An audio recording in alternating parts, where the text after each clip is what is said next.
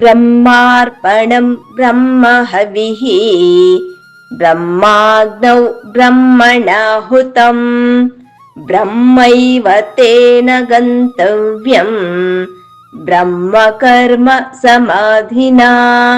ಪದಚ್ಛೇದ ಅನ್ವಯಾರ್ಥ.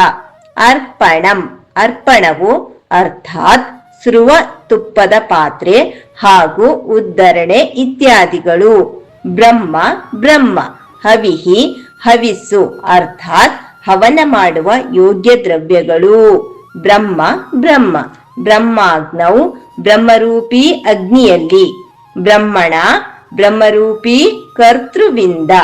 ಹುತಂ ಹೋಮ ಮಾಡಲಾಗಿದೆಯೋ. ಬ್ರಹ್ಮ ಕರ್ಮ ಸಮಾಧಿನ ಬ್ರಹ್ಮರೂಪಿ ಕರ್ಮದಲ್ಲಿ ಸಮಾಧಿಸ್ಥನಾಗಿರುವ.